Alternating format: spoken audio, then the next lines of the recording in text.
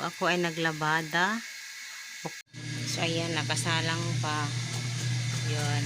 At nun, mayroon pa doon, may binababad ko sa daon eh. So, ayan.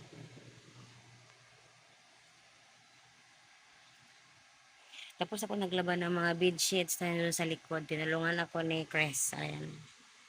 Tinulungan ako niya. Sinamahan ako dito dahil hindi ko kayang mag-isa pumunta. Na ako lang mag-isa dito. Sinamahan niya ako maglaba.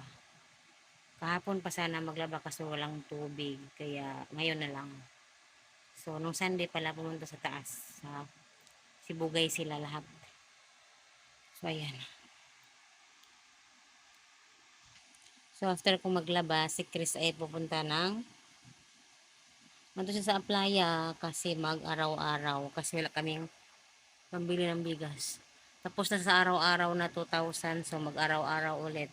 Yun bang lending na parang 5-6. Everyday mo bayaran. Tapos mag-araw-araw ulit para may bili ng bigas. So, kasi malayo pang sahod next month pa. Kung magpapatuloy ako sa pagtatrabaho dito, next month pa ang sahod. So, malayo-layo pa. Kaya kailangan natin ng extra pambili ng bigas. At si Chris ay mamasada na.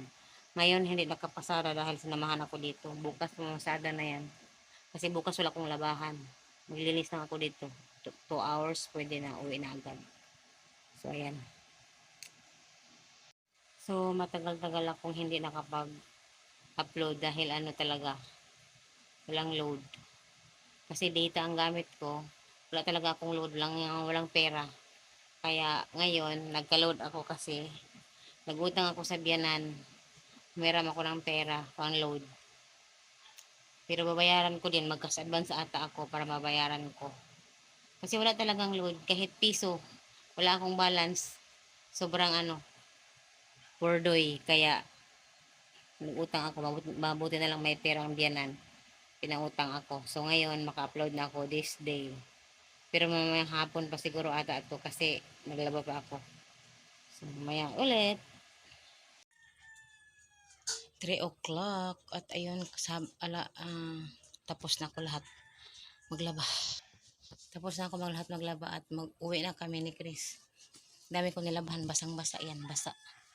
Pero si Chris pumunta muna, nag-utang ng gasolina kasi mamasada siya. 3 o'clock na kasi ang mga estudyante ay lalabas na ng school. So maraming pasahero para maka-income siya, wala kaming ulam. Hindi ko alam kung maka-araw-araw ba siya ngayon dahil parang hindi daw niya maano yung tao, yung bang magbigay. Kaya na pa daw yun, hindi ko alam kung makapunta siya. Pero pag hindi, hanap ng ibang paraan ba. Pero ayan lang po. So tapos na.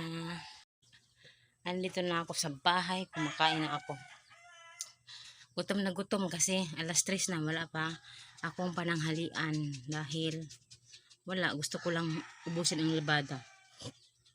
Tapos si Chris, ayan, nagpre-prepare si Chris para umalis mamasada at hahanapin niya yung tao. So ayun, para makabili na kami ng bigas kasi medyo kinakapos na talaga, pero kaya pa man. So ayan, hanggang dito na lang. Thank you for watching. Magpapahinga muna ako sandali kasi pagod at basta magbibihis muna ako. So ayan lang po, salamat.